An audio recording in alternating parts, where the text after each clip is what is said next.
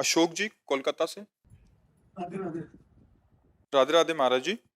महाराज जी, मैं काफी सालों से श्याम बाबा की पूजा करता हूँ। जब से आपकी वाणी सुना हूँ, मेरे अंदर नाम जप की इच्छा जग गई है। अगर मैं श्याम बाबा की पूजा करते करते आपकी रोज वाणी सुनूं और नाम जप करूं, सत्य में अपनी संसारिक जिम्मेदारियों को निभाऊं, क्या मुझे भगवत प्राप्ति हो सकती है? ये तो आपका चिंतन बताएगा कि आप किस कोटि का चिंतन करते हैं। भगवत प्राप्ति किसी क्रिया का फल थोड़ी है कि कोई तपस्या के द्वारा, तीर्थयाटन के द्वारा, स्वाध्याय के द्वारा या नाना प्रकार की यज्ञ आदि क्रियाओं के द्वारा भगवत प्राप्ति थोड़ी होती है। भगवत प्राप्ति तो समस्त त्रिगुणात्मिका माया के द्वारा रचे हुए आकर्षण का त्याग, जिसे वैराग्य कहते हैं, और अनन्य चेता सततम यो माम स्मरति नित्यशः तस्याहम सुलभा पार्थ। चाहे जो नाम रूप आप आराधन करें, हमारे ही प्रभु के शब्द, श्याम कहो, राम कहो, कृष्ण कहो, हरि कहो, जो भी नाम, अनंत नाम, अनंत रूप, अनंत महिमा, पर भगवत प्राप्ति शब्द जुड़ता ही अनन्य चिंतन से है। अव्यावृत भजनात् अखंड स्मृति, यस्य स्मरण मात्रेण जन्म संसार बंधनात् विमुच्यते नमस्तस्मै विष्णवे प्रभु विष्णवे। जिनकी अखंड स्मृति ही भवबंधन से हमें, दूसरा कोई उपाय नहीं। ये अगरबत्ती लगा लेना, थोड़ा भोग लगा लेना, ये भागवतिक शतोगुण वृत्तियां हैं। आपका आंतरिक चिंतन कहाँ है? भगवान भगवत प्राप्ति के विषय में कह रहे हैं, अनन्य चेता सततम यो माम स्मरति नित्यसा तस्याहम सुलभा पार्थ। मैं उसके लिए सुलभ हो जाता हूं। किसका? अनन्य चिंतन, भगवदाकार वृत्ति। अभी आपकी है कि नहीं, आप देखिए। भगवत प्राप्ति किसी क्रिया का फल नहीं है। समस्त शुभ क्रियाओं से अशुभ क्रियाओं का त्याग किया जाता है। शुभ क्रिया को करते करते जब ये पता चला, जैसे जल निर्मल हो गया, तो शांत और निर्मल जल में तह में क्या ये दिखाई देता है, तब पता चलने लगा जो परम प्रकाशक अंतःकरण को जो प्रकाशित कर रहा है, वो शुभ अशुभ दोनों से परे, शुभ को भी त्याग दिया। अब वो त्रिगुणातीत चिंतन हो रहा है उसका। प्रभु का नाम, प्रभु की रूप, प्रभु की लीला, ये कोई त्रिगुण माया अंतर्गत थोड़ी है, ये तो त्रिगुणातीत है। हमारा चिंतन क्या हो रहा है? बस खास बात है, आप काली भजो, दुर्गा भजो, राम भजो, कृष्ण, वो सब एक ही तत्व है। तत्व सौ दो सौ नहीं, वो एक ही है, दो नहीं। वो जहां तक वो लीला के लिए है। बस उसका चिंतन, जिसको पकड़ो उसके चिंतन में डूब जाओ। अब अवस्था, समय अपने पास इतना नहीं रह गया है, बहुत कम समय, कलयुगी जीव है। मान लो आपकी कितनी अवस्था है शरीर की? 68 है। अब पता नहीं कितने सेकंड है आगे, कितने सेकंड कोई भरोसा तो है नहीं। फांसी वाले सजा जो को तो उसको पता है कि अमुक तारीख को दी जाएगी, लेकिन अपने को तो वो भी पता नहीं, गेट से बाहर निकलेंगे कि नहीं निकलेंगे कोई पता नहीं। राह बोल रहे हैं, धा तक पहुंचेंगे कि नहीं पहुंचेंगे, इतना भी समय का ज्ञान नहीं कि राधा बोलना चाहते, राह बोले और आधे में चले गए, धा तक नहीं पहुंच पाए, ऐसा सिस्टम है इसका। इसलिए हमारी प्रार्थना है, जैसे बने वैसे नाम जपना शुरू कर दो, बस निहाल हो जाओगे। पूजा पाठ योग साधना सब साधन कर, यह फल सुंदर प्रभु पद पंकज प्रीति निरंतर। अपने आराध्य देव का निरंतर स्मरण, उत्साहित होकर हर समय नाम चल रहा है, भगवत प्राप्त ही हो। बस इसे पकड़ लो। भगवत प्राप्ति, दान पुण्य, जितनी भी ये सब क्रियाएं हैं, इन सब से नहीं होती। भगवत प्राप्ति चिंतन से होती है।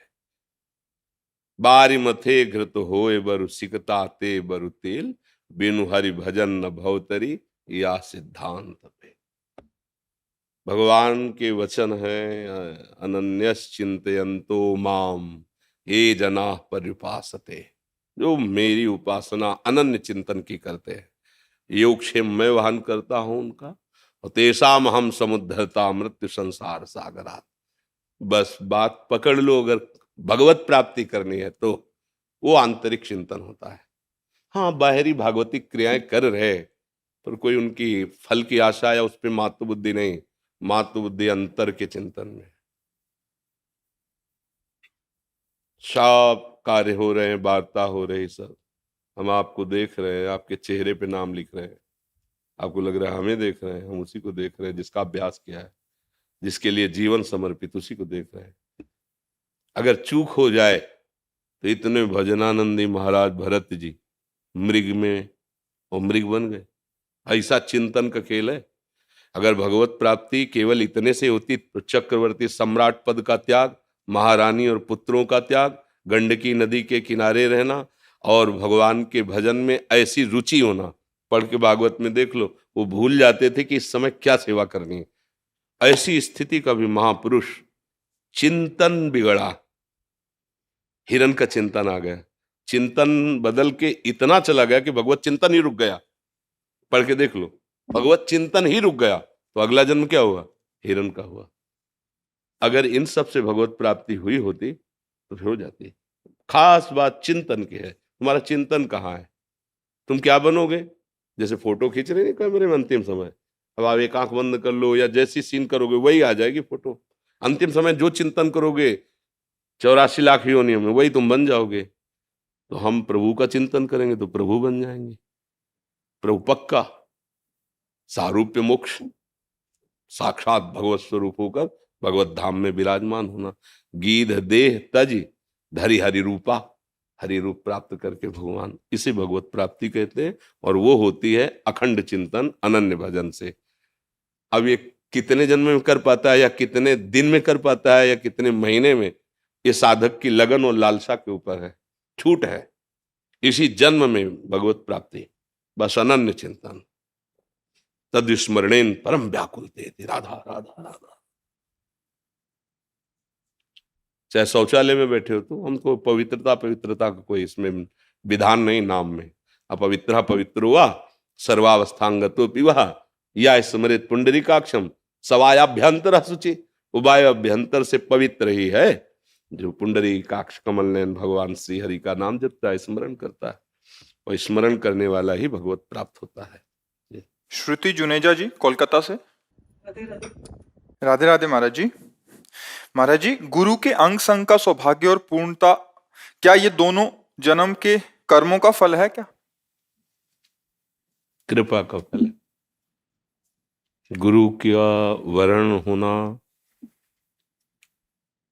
गुरु की वाणी में रति होना, गुरु के बताए हुए मार्ग के अनुसार चलना, वस्तु तत्व की प्राप्ति हो जाना, ये सब कृपा से है। इसमें हमारा कोई भाग्य या कर्म नहीं। आज ही आप सत्संग में सुन रहे थे कि ये जो मानसिक रोग हैं, ये जो अज्ञान से हम अपने को शरीर मानकर मन और इंद्रियों के द्वारा भोगों को भोग रहे हैं, ये तपस्या, यज्ञ, स्वाध्याय, तीर्थयाटन, दान, योग आदि ये बड़ी औषधियां हैं। ये रोग को दबा देंगे लेकिन जड़ से नहीं मिटा पाएंगे। तो गरुण जी महाराज ने काकभूषुंडी जी से पूछा कि फिर जड़ से कैसे नष्ट होते हैं? बोले राम कृपा नासई सब रोगा, जो यही भांति बने संजोगा। सदगुरु वैद्य बचन विश्वासा, संयम यह न विषय के आशा। बोले भगवान की यदि ऐसी कृपा से संयोग बन जाए तो जड़ से रोग नष्ट हो जाए। क्या संयोग बन जाए? हमें सदगुरु की प्राप्ति हो जाए। भगवान और सदगुरु एक ही तत्व के दो पर्यायवाची शब्द हैं, चाहे उन्हें भगवान कहो, परब्रह्म कहो या सदगुरुदेव कहो। जैसे जल, वारी, तोय, नीर, पानी, ऐसा वर्णन करते ना, है तो एक ही वस्तु का। ऐसे सदगुरु, भगवत प्रेमी महापुरुष और भगवान, ये सब एक ही सब। ब्रह्मविद ब्रह्मवि भवति। ये हमारी तपस्या या हमारे दान पुण्य या हमारे भाग्य से नहीं मिलते। जब द्रमहि दीन दयालु राघो तो साधु संगति पाहिए। जब हरि जिस पर प्रसन्न हो गए तो सदगुरुदेव की प्राप्ति हो जाती है। और सदगुरुदेव के अंग संग का तात्पर्य है उनके इशारे पे चलना, उनकी आज्ञा पे चलना। जैसे आप कपड़ा धो देते, सदगुरुदेव की चरण सेवा करते हैं, भोजन पवाते हैं, पात्र मार्जन करते हैं, उनकी परिचर्या में हैं, पर आप उनकी आज्ञा का पालन नहीं करते। जो वो चाह करते हैं कि आप भगवत स्वरूप में स्थित होने के लिए ऐसा व्यवहार कीजिए, ऐसे चलिए, ऐसा सुमिरन कीजिए, तो यह अधूरी सेवा मानी जाएगी। और गुरु के इशारे पे अब जो ही कहें करें हम सोई, आयस लिए चले निज दासी। निज दासी मतलब बिका हुआ, मेरा कोई अस्तित्व नहीं। गुरुदेव का खड़े हो जाओ, खड़े हो जाओ, बैठ जाओ, बैठ, खड़े हो जाओ, बैठ जाओ, क्यों बैठ गए, खड़े हो जाओ। तो दोबारा है नहीं, पर ये क्या चल रहा है, मतलब बार बार खड़े होना, बार बार बैठना, बार बार। अरे एक बार बोलो खड़े हो जाओ या बैठ जाओ, फेल हो गए। एक शिष्य को बहुत प्यार करते थे गुरुदेव। जिसको गुरु का प्यार मिल जाए तो मतलब आप कुछ बकाया नहीं रहेगा, सब कुछ प्राप्त हो जाएगा। गुरु प्यार कर दे, गुरु उसी को प्यार करते हैं जो गुरु की आज्ञा पे रहता है। तो औरों को लगता कि ऐसा क्या। तो एक दिन एक ने प्रश्न किया, महाराज जी हम भी तो आपके हैं, आप इनको इतना प्यार, जो आज्ञा इन्हीं को, जब देखो तो इन्हीं को, तो हमें अवसर क्यों नहीं मिलता, हमें उतना प्यार क्यों नहीं देते आप, मतलब क्या कमी हमें। तो तुम्हें लगता है ऐसा है, हमारे लिए तो सब समान है। ये सुनो, हमारी इच्छा है कि ये जो बरगद के पेड़ है इसमें चबूतरा एक बना दो, और जिसे बहुत प्यार उसे कहा पीपल के पेड़ के नीचे एक चबूतरा बना दो, शाम तक बन जाना चाहिए। बोले जी सब, दोनों ने बनाया। शाम क्या है, बोले ठीक नहीं, दोनों बिगाड़ दो, बिगाड़ दो। सुबह फिर दोनों बना दो, शाम के फिर का बिगाड़ दो। 3 दिन लगातार करने के बाद जो प्रश्न किया था कि हमें क्यों प्यार नहीं, बोले आप बताओगे कि आपकी पसंद क्या है, रोज बनवाते हो, रोज बिगड़वा देते हो, आप एक बार तो बताइए आपकी पसंद क्या है, व्यर्थ में हमारा। इसलिए इसको प्यार करते हैं, इसलिए इसको प्यार करते हैं कि हमें तुम जीवन भर बनवा बिगड़वा, हमसे इससे मत, हम तो बिके हुए आपके दास हैं, आप जैसा आज्ञा करें। उससे पूछा कि आपको कुछ बुरा नहीं लगा, बोले बुरा क्यों लगे, न मेरा शरीर, न मेरा मन है, न मेरा संकल्प है, ये तो आपको समर्पित है, आप जैसे चाहो करते रहो, आप सब कुछ प्राप्त हो जाएगा। गुरु के अंग संग का मतलब है गुरु की आज्ञा में जीवन को समर्पित कर देना। गुरु और भगवान दो नहीं है, इसका हमें अच्छी तरह ये भाव करना है। तो जैसे लोग कहते हैं मानो सामने वाला कपट कर रहा हो, तो काल नेमि ने कपट करके साधु रूप धारण करके हनुमान जी को ठगना चाहा, तो भगवान ने मकरी रूप से बता दिया ना साधु ने, क्योंकि आप भगवान के सहारे हैं, वो बीच में आपके हैं, गुरुदेव और आपके बीच में भगवत सत्ता विराजमान है। अगर आप सच्चे हृदय से, तो सच्ची कहते हैं उनकी कही हुई बात से आपको भगवान मिल जाएंगे। बातें बहुत हैं, बस समझना है। एक बार एक ग्रामीण भगत जो गाय चराया करता था, भागवत कथा हो रही थी, तो निकला वहां से, उसके पास समय तो था नहीं सुनने का, वो लोग सुन रहे तो खड़ा हो गया ऐसे लाठी लेके कि क्या बोल रहे हैं महाराज। तो उन्होंने कहा बिना गुरु बनाए जीवन पशु जैसा व्यर्थ चला जाता है, जीव को गुरु की शरण में जाने से ही परम कल्याण होता है। चला गया। तो विचार किया हम कैसे गुरु बनावे, ना हम पढ़े ना लिखे ना। दूसरे दिन जब वहां से निकला तो मंच के समीप गया, तो महाराज कल आप कह रहे थे गुरु बनाए बिना जीवन पशु जैसा व्यर्थ चला जाता है, तो हम तो पढ़े लिखे हैं नहीं, गाय चराते हैं, पूरी गांव की रोटी मिल जाती खाते हैं, महाराज आप ही हमको चेला बना लो। तो अब कथा का समय चल रहा, बातचीत को तो बोले जब कथा जिस दिन समाप्त होगी उस दिन बात करना। उस दिन वो अपना जो चढ़ावा चढ़ा था, जो जैसी व्यवस्था फल फूल आदि वो लेके जा रहे थे, पहले घोड़ों पर चला जाता, तो घोड़े पर सब लाद के पीछे महाराज वो आप कह रहे थे ना गुरु बनाने बिना जीवन, तो हम तो और किसी को जानते नहीं, आप ही गुरु।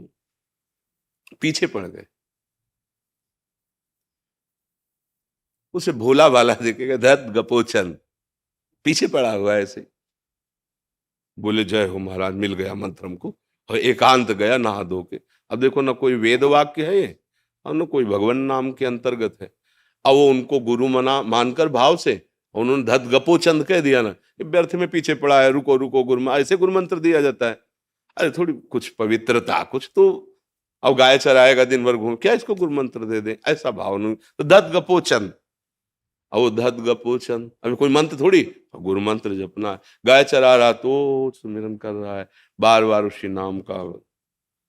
ऐसा भाव बढ़ा कि अब एक गाय चराना छोड़ देते, एकांत बैठकर अब एकांत धुन में लगा था। फिर ऐसा भाव बढ़ा कि एक एक दो दो दिन भोजन छोड़ देते, बराबर इसको जपते हैं। ठाकुर जी द्वारिकाधीश जी ने रुक्मिणी जी से कहा, अब हम एक भक्त के दर्शन करने जा रहे हैं। बोले प्रभु अभी तक तो दर्शन देने जाते थे, आज आप दर्शन कर। बोले अलवेला भक्त है, चलोगी क्या? बोले प्रभु हमें बहुत, अब बहुत खुशी होगी यदि आप भक्त के दर्शन करने गए। तो लिवा गए, तो एक झोपड़ी वाला मकान था, घर था। बोले इस कमरे में भगत पहले तुम दर्शन कर आओ, क्योंकि हमारे साथ बाद में चलना, पहले तुम देखो हमारे भक्त की महिमा। अब वो साधारण स्त्री वेश में अंदर गई, वो लगा था धद गपोचन धद गपोचन धद। का भगवान के शास्त्र नाम, गोपाल जी के, विष्णु जी के, बड़े भगवान के नाम, ये तो हमने कभी जिंदगी में नहीं सुना। तो उन्होंने कहा ए भैया ये किसका नाम जप कर रहे हो? एक दो बार में तो खोला नहीं आंख, और जब देखा बहुत झकझोर कर रहे ना, तो गुस्सा में चरवाहा आदमी बोले तुम्हारे खसम का कर रहे हैं, जाओ यहां से। वो आई और प्रभु से कहा, प्रभु वो तो बहुत पहचानता है। हम छुपा के गई और वो पहचान गया, वो कह रहा है आपके, तो प्रभु बोले हाँ इसीलिए तो हम दर्शन कर ले हैं। बहुत भगवान नजदीक गए, रुक्मिणी जी ने कहा प्रभु सच्ची बताना आपका ये नाम है भला? आज तक सुना है आपका? बोले ये नाम है, मैया यशोदा जी के द्वारा रखा हुआ है, ये और जगह लिखा नहीं है, लेकिन ये नाम है। बोले कैसे प्रभु नाम है? बोले एक दिन की बात है कि जब हम बहुत बाल लीला में खिलवाड़ खिलवाड़ में माट तोड़ देना, माखन फैला देना, लाडले थे पूरे ब्रज के ठाकुर जी, तो जैसी गोपी भावना करती वैसी ठाकुर लीला करते। तो एक दिन बहुत ऊंचे छीके पर माखन रख दिया और सोचा आप देखें छोटे से कन्हैया कैसे पावेंगे। तो ओखली ओखली के ऊपर सखा, सखा की कांधे पे ठाकुर जी, फिर ठाकुर जी ऊपर से ऐसे। इतने में मैया आ गई, यशोदा मैया, और उनका उपद्रता जो आप कर रहे हो इससे बचाने के लिए तो मैंने उपाय किया था। बोले मैया मैं कोई उपद्रव नहीं कर रहा हूं। फिर इतने इतने हाथ तुम्हारे, मैया मुझे भूख लगी थी तो हमारी दृष्टि गई तो इसमें चींटी दिखाई दी, तो मैंने सोचा जब मैया आएगी चींटी निकालेगी तब तो मैं भूखा रहूंगा, चींटी निकाल मैं देता हूं। बोले वाह बहुत चतुरता, इतनी इतने में चींटी निकाली जाती है। मैया जहां ऐसे रखता तो चींटी नीचे तक चली जाती, तो मैं ऐसे ऐसे करके निकाल रहा था। मान गई। और यहां जो लगा हुआ है, तो बोले एक मक्खी परेशान कर रही थी, यहां बार बार बैठती, अब एक हाथ से तो ऐसे छीका पकड़े हुए, अब हम उसको हटा, जब नहीं हटी तो ऐसे मार दिया, तो वही लग गया। तब मैया का धत गपोचल कि तेरे से कोई नहीं जीत सकता, तू जगत गुरु है, बड़ा चतुर है। गुरु के वचनों पर विश्वास तो भगवत साक्षात्कार हो गया। अगर भगवत साक्षात्कार करना है, वास्तविक सतमार्ग में चलना है, तो गुरु के वचनों में दोष दर्शन न करे। जब हम गुरुदेव का वर्ण करते हैं तो यही मन बुद्धि काट छाट करने लगती है, ऐसा क्यों, ऐसा ऐसा क्यों? तुमने कभी डॉक्टर से काट छाट की? ये हरी वाली टेबलेट नहीं, मुझे नीली पसंद है, नहीं, तब वो भगा देगा तुम्हें। पैसा देते हो, हाथ जोड़ते हो, लाइन में खड़े होते हो, और वो जो दवा दे दे श्रद्धा पूर्वक ले, और भवरोग की दवा गुरुदेव कर रहे हैं, तुम ऐसा क्यों वैसा क्यों, दूसरों से सलाह लोगे जाके? ऐसा नहीं है। मन वचन कर्म से गुरु को भगवान मान करके यदि उनकी बात मान लो तो तुम्हें अनुभव हो जाएगा। देखो जब हम पाषाण विग्रह में भगवान की भावना करते हैं और मुझे भगवान की प्राप्ति हो जाती है, तो चलते फिरते गुरु में वो तो भगवान है ही। हमारी भावना, भगवत प्राप्ति हमारी भावना से होती है। जब हम एक लकड़ी के बने हुए एक चित्र में, एक पाषाण मूर्ति में अपना भाव जोर से करते हैं तो भगवान वहीं मुस्कुराने लगते। खंबे से भगवान प्रकट हो गए, नरसिंह रूप प्रकट हुए ना, तो सदगुरुदेव तो साक्षात परब्रह्म है ही, वो तो चलते फिरते भगवान है। बस हमारी भावना की कमी है। भावना की कमी होने पर दुर्योधन भगवान को भगवान नहीं मानता था, नहीं मानता। तो जब भगवान उपदेश करते तो कहता ऐसा मत समझो श्री कृष्ण की मुझे धर्म का ज्ञान नहीं, मुझे धर्म का ज्ञान है पर मेरी रुचि नहीं है, और मुझे अधर्म का भी ज्ञान है पर उसमें रुचि है मेरी। भगवान सलाह देते तो कहते पांडवों को दो जाके।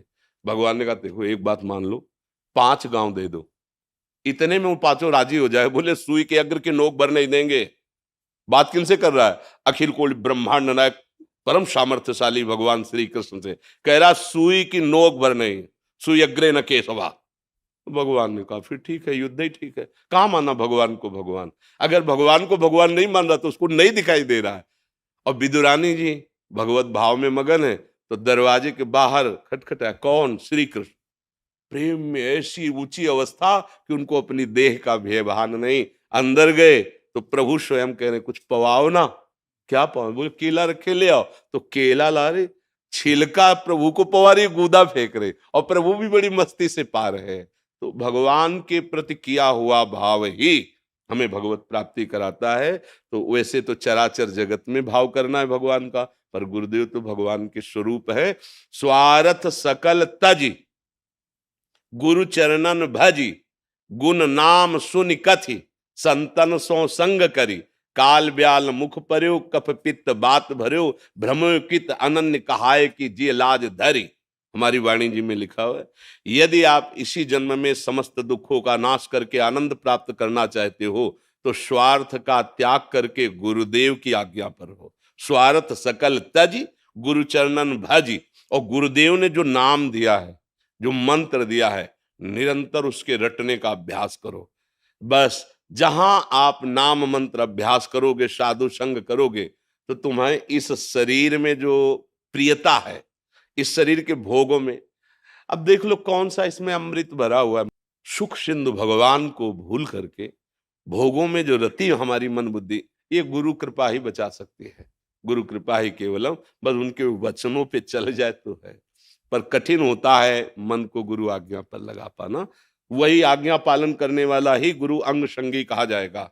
आज्ञा का पालन नहीं करता, बात नहीं बनेगी। उनके समीप रहते हुए भी ऐसे कितने उदाहरण हैं कि गुरु की बड़ी कृपा है, वो समीप सेवा में रखे, पर उनकी दृष्टि गुरु के वैभव पर है, गुरु के सम्मान पर है, गुरु की हृदय वस्तु पर नहीं है। जो आज्ञा करते हैं परमार्थ की, उसका पालन नहीं तो फिर शिष्य वो खाली ही रहेगा।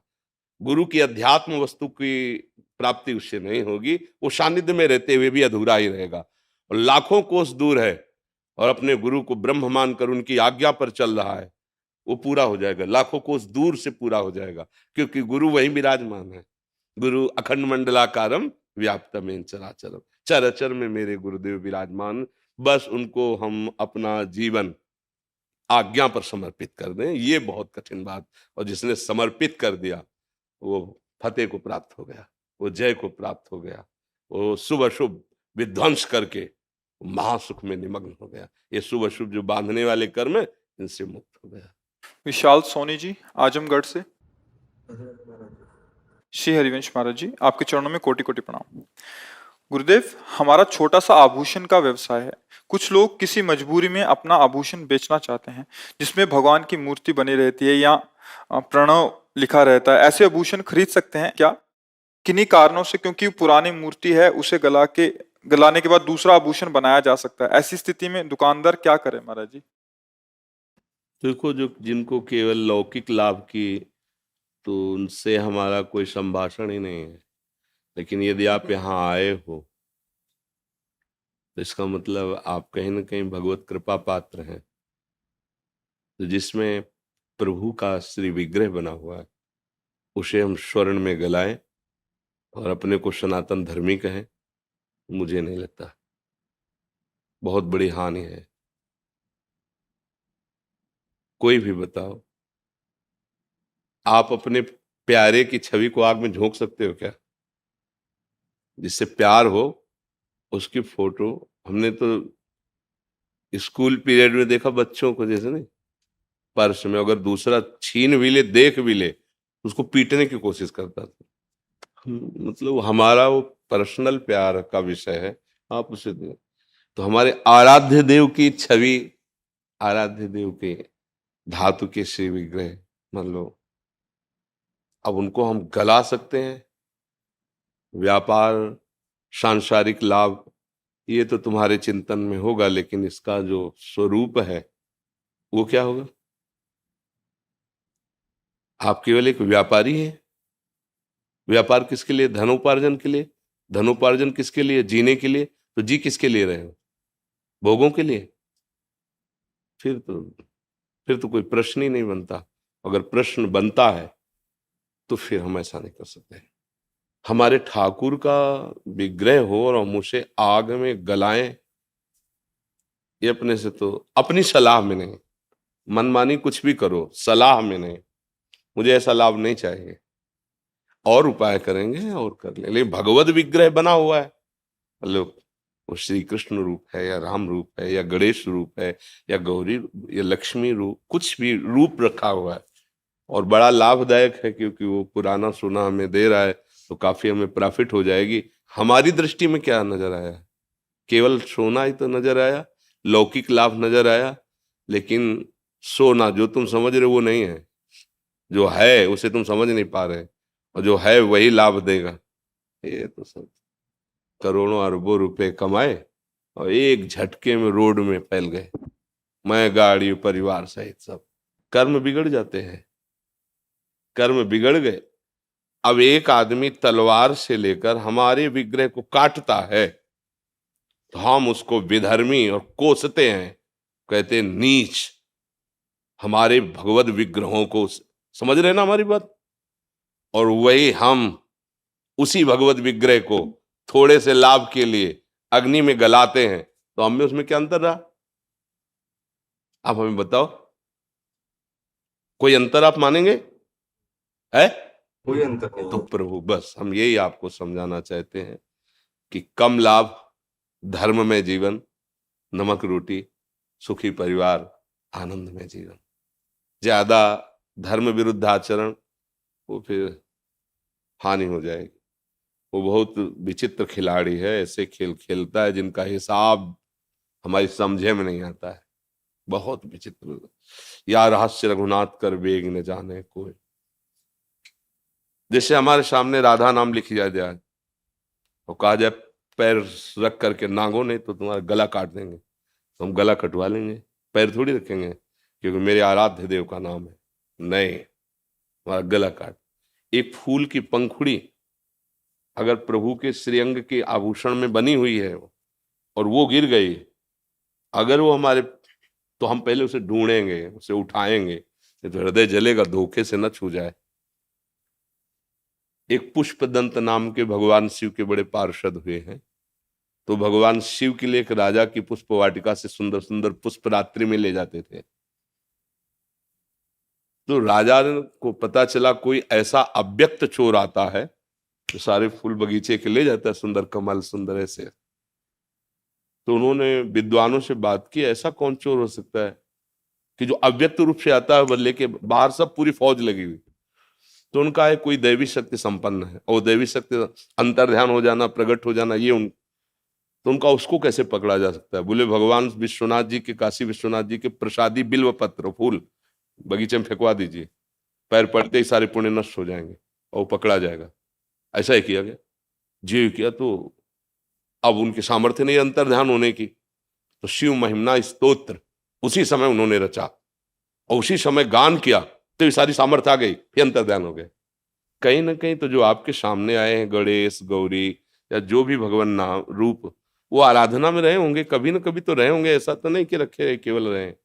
और वो आप गलाएंगे और आप जानते हैं ये कौन है, मुझे नहीं लगता कि ये कहीं धर्म है या कहीं भी समझदारी है। इसलिए मेरी तो प्रार्थना यही है कि भले आप नमक रोटी खाओ और स्कूटी से चल लो, तो धैर्य पूर्वक पर पवित्र भाव से जीवन निर्वाह, ये हमारी तो सलाह यही है कि नहीं करना चाहिए। अब फिर जो भाई करें, व्यापार प्रधान उनका है, वो गणेश गौरी तो देखते नहीं, सोना देखते हैं, है? भाई स्वर्णकार क्या देखेगा?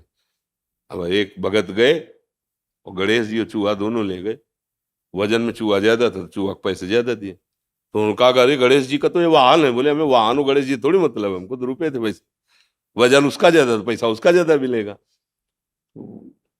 हम केवल व्यापार पैसे के लिए करते हैं, और पैसा भोग सामग्रियों के लिए होता है, भोग सामग्री जीवन के लिए होती है और जीवन प्रभु के लिए है। ये क्रम अच्छा रहेगा। और अगर फिर जीवन केवल भोगों के लिए, तो फिर महानी, फिर हम हार गए, फिर हम परास्त हो जाएंगे। देख लो, धर्म में चलना कठिन होता है और दिखाई दे रहा है कि 50,000 की प्रॉफिट है, और नुकसान आपको नहीं दिखाई दे रहा है।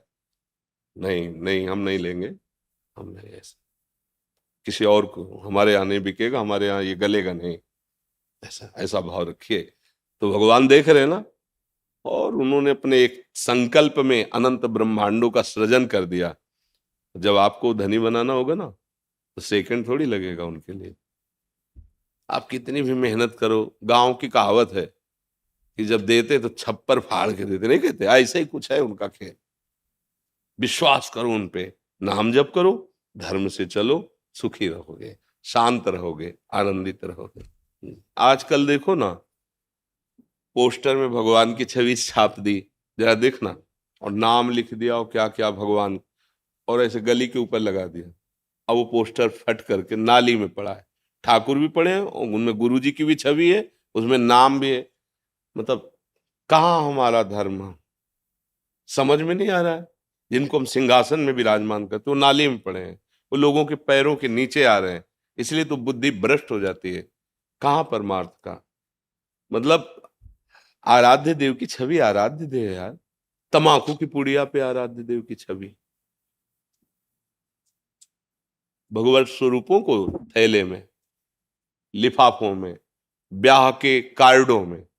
अब ब्याह का कार्ड तो ब्याह ही किस तारीख को ऐसे फेंक दिया फिर, और उसमें प्रिया प्रीतम बने, उसमें शिव उमा बने हैं, या सीताराम जी बने, वो सब ऐसे तो क्या होता? सारे सुकृत नष्ट हो रहे, बुद्धि भ्रष्ट हो रही। समझ पा रहे हैं? आराध्य देव की छवि लगी हुई है, भगवान का रूप लगा हुआ है। पर अब कलयुग का देखो ना प्रभाव, देखो ना, बहुत अंदर जलन होती जब पोस्टर फटा हुआ प्रभु का नीचे देखते हैं, तो लगता है देखो इन्हीं को सिंहासन में विराजमान किए, और इन्हीं को देखो। अरे भैया, निमंत्रण देना, तारीख है ये, ब्याह का स्थान ये है, ब्याह यहाँ हो रहा है, आ जाइए बजे। और उसमें भगवान को बना देना। दो चार तो है कि उनको सम्मान से रखेंगे जो जानते हैं, और जो नहीं जानते तो कार्ड को कार्ड की तरह फेंकेंगे, पोस्टर को फाड़ करके बाहर फेंक देंगे। तो ये कई ऐसी गलतियां होती जो हमारे पुण्य नष्ट हो जाते हैं, हमें पता नहीं लगता है। तो अगर सावधान रहा जाए तो हमारा जो धर्म है, हमारे जो प्रभु हैं, वो हमको सुखी करेंगे। धर्म ही हमारी रक्षा करता है, भगवान से ही सुख प्राप्त होता है। गुरु जी, जो विग्रह घर में होते हैं जो खंडित हो जाते हैं, हाँ, यमुना जी में प्रवाहित करें, यमुना जी में प्रवाहित करें। यमुना जी गंगा जी इसीलिए हैं, उनमें विराजमान कर दे। भावना करते हैं कि उनके महल में विराजमान हो गए, नवीन विग्रह विराजमान कर ले। और उसका थोड़ी मतलब कि बेच दे। तुम्हारा लड़के का हाथ टूट जाए तो बेच दोगे क्या? नहीं बेच दोगे ना। तो उसकी अगर आपको ऐसा लगता है कि हमें बहुत प्यार इस विग्रह से, तो आप मिलिए ऐसे जो मूर्ति की रचना करते हैं, वो उनको संभाल दे। हमारा हाथ टूट जाएगा तो डॉक्टर नहीं बनाते, तो हम हाथ को पुनः उसको वैसे करे, औषधि करवा ले। उसके औषधि डॉक्टर दूसरे होते हैं। जैसे जो गोपाल जी का जो स्वरूप निर्माण करते हैं, गोपाल जी में कुछ वहां पहुंचिए, उनको भेंट दीजिए, वो डॉक्टरी कर देंगे। अगर आपको ऐसा लगता है कि गोपाल जी नवीन रूप में विराजमान, तो यमुना जी को दे दीजिए कि हे महारानी, जो आप महल में अपने गोपाल जी को विराजमान करो, मैं नए स्वरूप से सेवा में विराजमान करता हूँ। हमारी दुकान हम प्रिंट करते हैं। हाँ पूज्य महाराज जी वही कह रहे हैं ना, विग्रह स्वरूप या नाम आए ना उस पे। हाँ, मतलब प्रिंट काय करते हो? दुकान उनकी प्रिंटिंग प्रेस है, कार्ड हो गए। हाँ, तो अब हम तो भाई यही कहते हैं, हमारी बात कोई मानेगा? हमारी तो जो भावना है ना, सुख प्रदान करने के। आप बताओ, आपसे हम पूछते हैं, अगर आप रामकृष्ण हरि किसी को मानते हो और आपके हाथ में उनकी छवि हो, तो आप कहाँ उसको विराजमान करोगे? कहीं ऊंचे पे बैठाने की सोचोगे ना, फेंक थोड़ी दोगे। अब कार्ड में क्या सम्मान होता है प्रभु का? बोलो क्या सम्मान? उसमें प्रिया प्रीतम बना दिए, या प्राय ये देखे सिया राम जी बना दिए, वरमाला पहनाते, महादेव पार्वती जी बना दिए, या गणेश भगवान बना दिए। तो ऐसे ही तो कहीं ना कहीं हमारी, या तो मानो मत कि ये भगवान है, तो फिर भगवत विमुख हो, तुम्हारी बात अलग। अगर मानते हो तो ऐसा कैसे कर सकते हो तुम? अगर हमसे कोई कहा है ना का कुछ लिखने के लिए, जैसे आदेश कवि, तो हम वही अक्षर लिखा है जितना बोलना है, आप वहां चले जाइए। मौन है जैसे ना, ये हमारा प्रार्थना है बस, ना ऊपर राधे और ना कुछ नहीं। वो कागज जिसमें हमने राधे लिख दिया, वो कहीं फेंक देगा, उसके पैर के नीचे पड़ गया तो हम तो मर जाएंगे, क्योंकि हमारी आराधना यही है, हमारे तो जीवन यही, राधा नाम ही जीवन है। हम तो कभी नहीं कि ऐसे हम राधा लिख नहीं। अच्छा, कहीं राधा लिखाओ तो ऐसे ही करेंगे ना, कि अरे यार कैसा आदमी है, लिख के फेंक दिया ऐसा कहीं भी। अब ये उपासना का खेल, इसीलिए तो माया फंसाए रहती है, माया मुक्त लोग। हमारे धर्म में उपहास ज्यादा किया जा रहा है भगवान का, आराधना तो कोई बिरला ही करता, उपहास ज्यादा कर। आजकल जो वो कपड़ा लता वाले नहीं होते, मतलब कपड़ा के जो, हाँ बैग वही पे पूरा सब भगवान नाम, सब ऐसे ही। नाम का कहाँ तुम्हें विश्वास है, रूप का कहाँ तुम्हारा भाव, और कहलाते हैं धर्मध्वजी, और अपने आराध्य देव के नाम और रूपों को रौंद रहे हो तुम धर्मध्वजी हो। है आराध्य देव के नाम रूपों की तुम कितनी वक़्त कर रहे हो, जिनको हम सिंहासनों में विराजमान करते हैं, जिनको हम गुरु जी से प्राप्त करते हैं, जिसको हम जप करके मोक्ष प्राप्त करते हैं, कल्याण प्राप्त, वही तो नाम है। चाहे राम बोलो, हरि बोलो, कृष्ण बोलो, शिव बोलो, गणेश बोलो, गौरी बोलो, वही तो है। एक ही तत्व तो सब रूपों में है। जो श्री जी की शरण में है वो पास है, जो लोग कहते हैं बाबा। पास ही आपकी गिरनी है, बाकी तो सब दिल्ली दिल्ली वाला। श्री श्री जी की कृपा। तो अमीर खुसरो जी नाम के एक महाभागवत हुए हैं, तो उन्होंने कहा, अमीर बाजी प्रेम की खेलूं पी के साथ, अगर मैं जीती तो पिए मेरो, तो हारी तो पिए के साथ, दोनों हमारी। अगर जीत गई तो प्रीतम मेरे, और हार गई तो मैं प्रीतम की। घाटा ना जीत में ना हार में, दोनों में प्रीतम मिल रहे हैं। धन्यवाद। हमारे दर्शन करके आप दर्शन देने आए महाराज जी, हम अधम जीव आपके दर्शन करने नहीं जा सकते, इसलिए आप कृपा करके दर्शन देने आए। रखना महाराज जी। हम तो यही प्रार्थना करेंगे कि बस अधीनता, गुरु अधीनता, अपने गुरुजनों को, अपने महापुरुषों के अधीन रहे, कभी उनमें दोष दर्शन न करे, सदैव नजर झुकाकर उनकी आज्ञा में रहे, तो माया भयभीत होकर भाग जाएगी। और अगर इन पर नजर टेढ़ी कर दी तो माया आप पर नजर टेढ़ी कर दी, फिर बचना मुश्किल है। हाँ, अभय होए जो तुम्हें डिराई। जो गुरुजनों से डरते रहते हैं वो त्रिभुवन में अभय रहते हैं, और जो गुरुजनों पर नजर टेढ़ी कर दी तो फिर हार जाते हैं। बस ये है। धन्य धन्य।